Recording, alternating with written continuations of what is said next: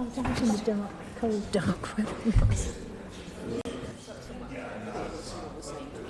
My Lords, shall we begin? As you know, if there is a division in the chamber, we shall adjourn when the bell rings and resume after 10 minutes, and we do anticipate some divisions in the chamber at some point. Okay, so Grand Committee on the Bus Services number 2 bill. We begin with Clause 11, Amendment 11. Lord Moylan.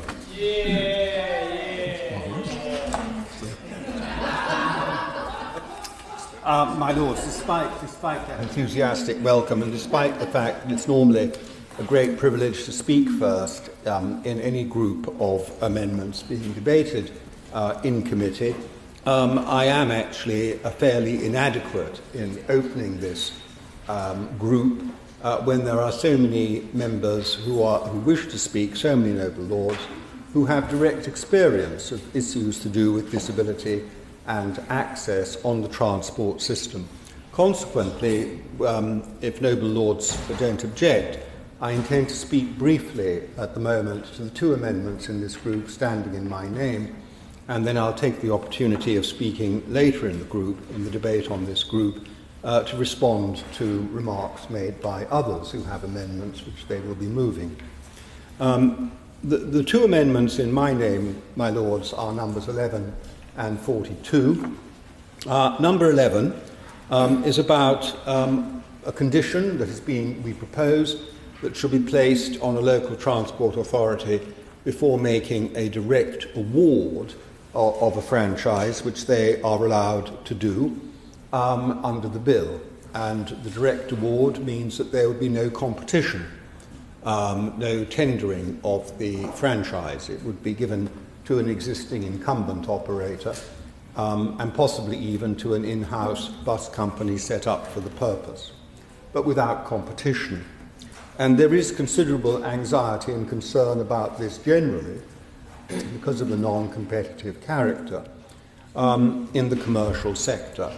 But we have at least suggested that in relation to disability, in such circumstances, where there is an incumbent operator, so you can actually go and look at what their services are like, where there's an incumbent operator and there is a proposal to make a direct award, then at the very least there should be an additional condition that an evaluation has to be made of their disability, of the services they provide to people who are disabled, about how they meet accessibility targets, and what specific improvements they might make to their existing service to meet accessibility targets. That is Amendment 11. I very much hope the government will be able to accept it or look at something very similar to it. I look forward to hearing what they have to say. Amendment 42 is also related to accessibility. It comes, but it fits into a broader picture, which is that of demand-responsive transport. When I said, I think it was at second reading, I think it was, when I said at second reading that the bill had an old-fashioned nostalgic air, reminiscent of the Attlee government, and I instanced in that case the fact that it seemed to make no reference to demand-responsive transport, which many people feel is at least one of the ways in which the future could provide a public transport network based on demand-responsive transport to some extent in the future, especially in less populated areas. The minister seemed to be affronted and said that the words to the effect the bill was full of references to demand-responsive transport, but I couldn't actually find any later, so I'm trying to sneak at least one of them in here.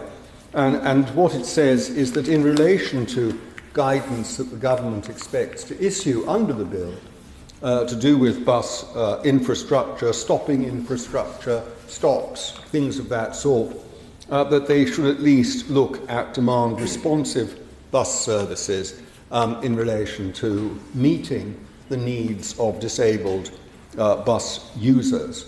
And so again, I would hope that the government would accept that, though I fully agree that, I fully take the view that a larger rewriting of the bill is required not simply in regard to accessibility, but a larger rewriting is required to give the bill that spin of reference to demand-responsive transport that the Minister thinks is there, but I think is absent.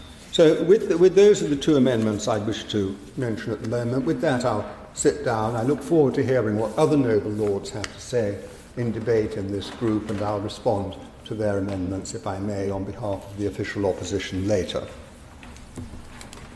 Amendment proposed, clause 11, page 8, line 2, at the end, insert the words